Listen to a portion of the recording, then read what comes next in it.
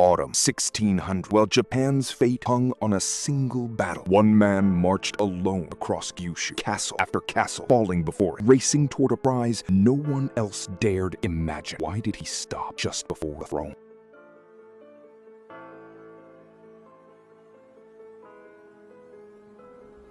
In 10 days, he conquered 9 castles, with the power to take all of Japan. Then, he stopped. What kind of strategist walks away from an empire he could have ruled? Late 16th century Japan was a land devoured by war. 100 lords, 100 ambitions, and only one prize: the throne of a unified nation. Into this chaos was born Kuroda Kanbei, a sickly young heir to a minor castle in Harima province. He had no great army, no famous bloodline. What he had was something rarer: a mind that could see 10 moves ahead of everyone else on the board. While other lords measured strength in swords and soldiers, Kanbei measured it in information, alliances, rivalries, fears, and ambitions he could turn to his advantage. He chose his master carefully, not the strongest warlord of the age, but the most promising one: Oda Nobunaga's brilliant, low-born general, Toyotomi Hideyoshi. Kanbei would become his shadow, his whisper in the dark, the architect behind victories the world would credit to someone else entirely. In 1578, disaster struck.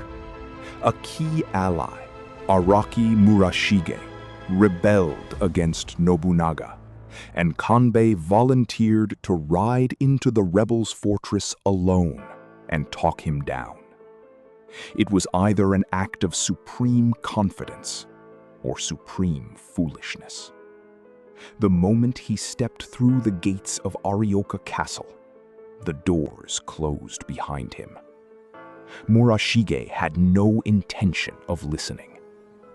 Instead, he dragged Japan's brightest strategic mind down into a stone pit beneath the castle and left him there to rot. For nearly a year, Kanbei sat in darkness, starved, soaked in his own filth, his joints seizing as illness ate through his body.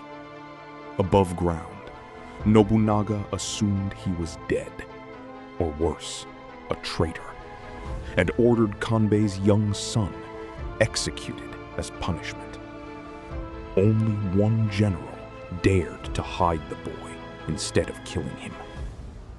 When Arioka Castle finally fell, and Kanbei was dragged into daylight, he could no longer stand on his own. His leg was permanently crippled. But his mind had not lost a single step.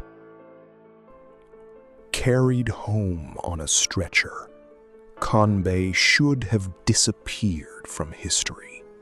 A broken man, finished before 40.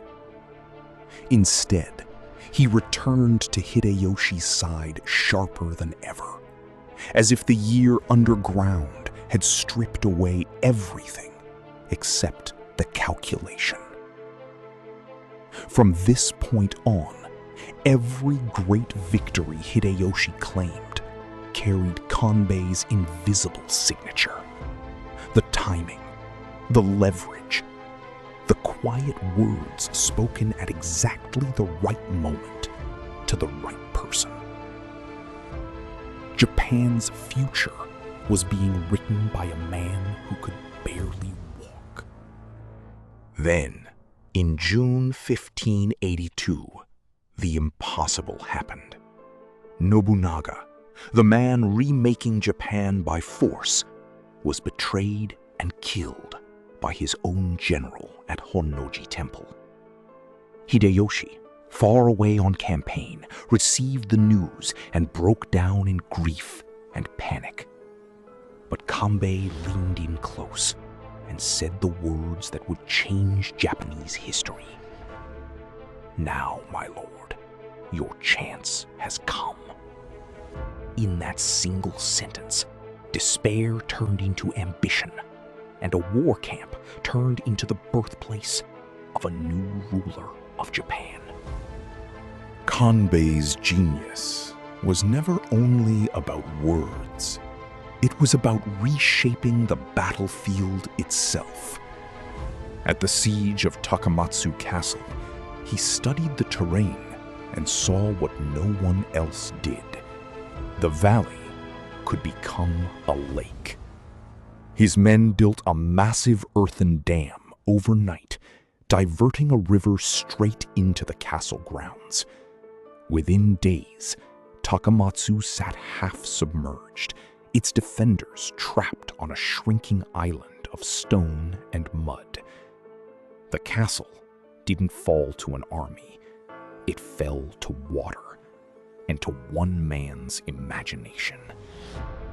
As Hideyoshi rose to rule a unified Japan, Kanbei rose with him, rewarded with land, titles, and a reputation that began to frighten the very man he served. Hideyoshi started to notice something uneasy. Every plan Kanbei touched seemed to bend towards success, as though fate itself obeyed him. Court whispers grew louder, repeating a single dangerous sentence, one that Hideyoshi himself was rumored to have said aloud, half in admiration, half in fear. "If I were to die," Hideyoshi reportedly told his closest men, "the next ruler of Japan would not be my own son. It would be Kuroda Kanbei." It was meant as a warning, and Kanbei heard it. From that moment, he played the role of a humble, retiring strategist, asking for smaller rewards, stepping back from the spotlight. But beneath the surface, something else was quietly taking shape. A plan that only revealed itself the day Hideyoshi finally died. In 1600, 2 years after Hideyoshi's death, Japan split into 2 armies, preparing for the battle that would decide everything. Sekigahara. Kanbei's own son, Nagamasa, rode east to fight for Tokugawa Ieyasu, but Kanbei himself stayed behind in Kyushu, far from the main battlefield, gathering ronin, opening war chests, and raising an army that answered to no one but him.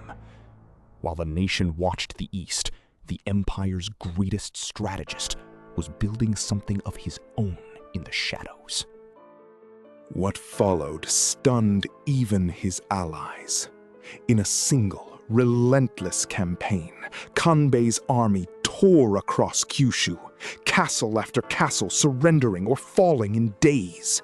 9 strongholds in roughly 10 days, each victory swelling his forces with defectors eager to follow the legend.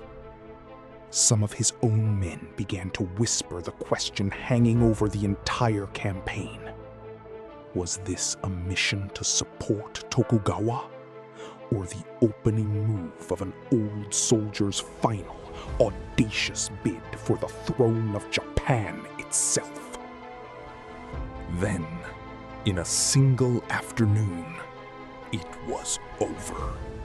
Far to the east, the Battle of Sekigahara, expected to drag on for weeks, collapsed in just a few hours through betrayal on the field.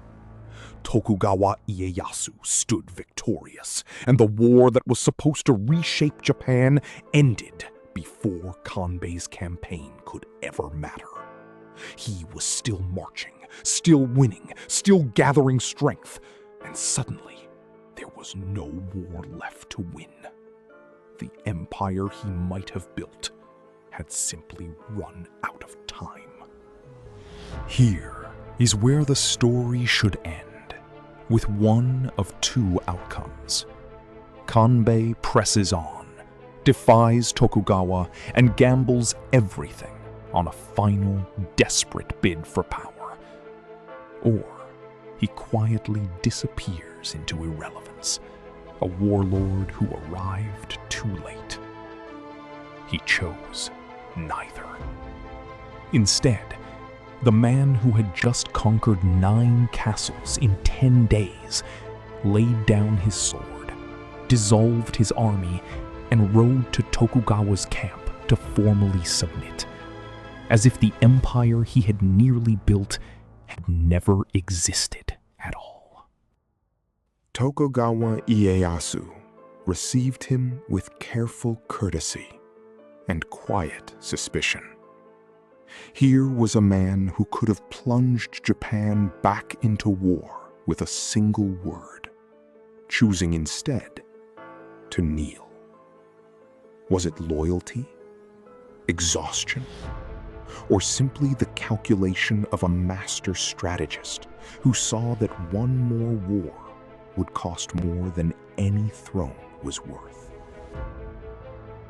Tokugawa rewarded Kanbei's son generously, granted Kanbei himself a peaceful retirement, and never fully trusted him again for the rest of his life.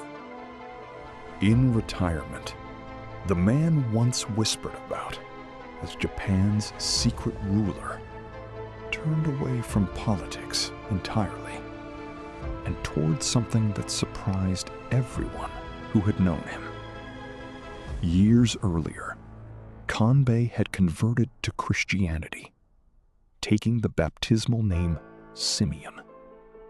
Now, freed from the games of war and succession, he devoted his final years to quiet study, prayer, and the company of missionaries.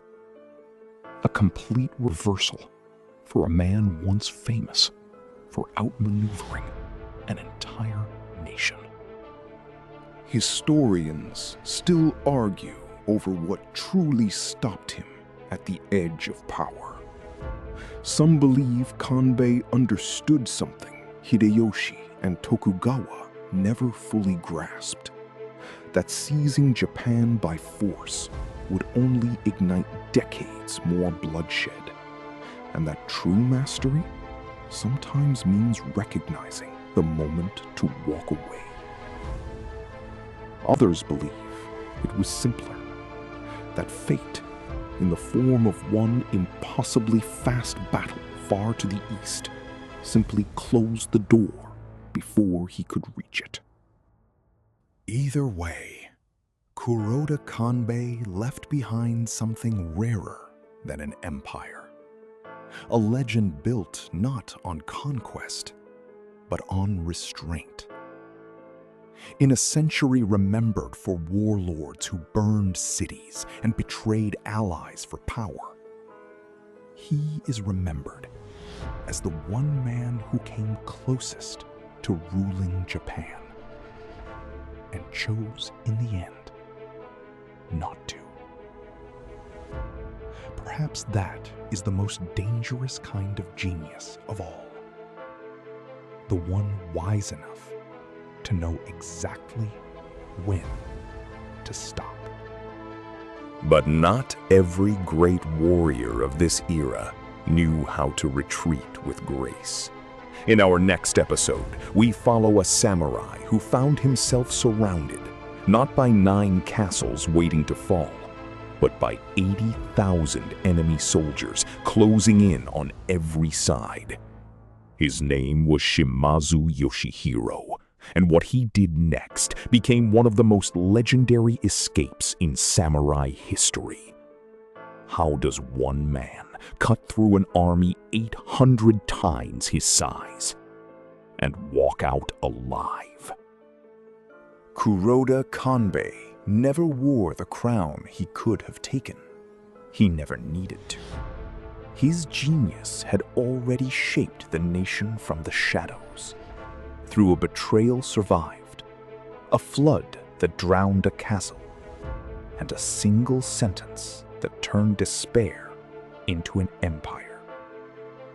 In the end, the strategist who built Japan's future chose to disappear quietly into it.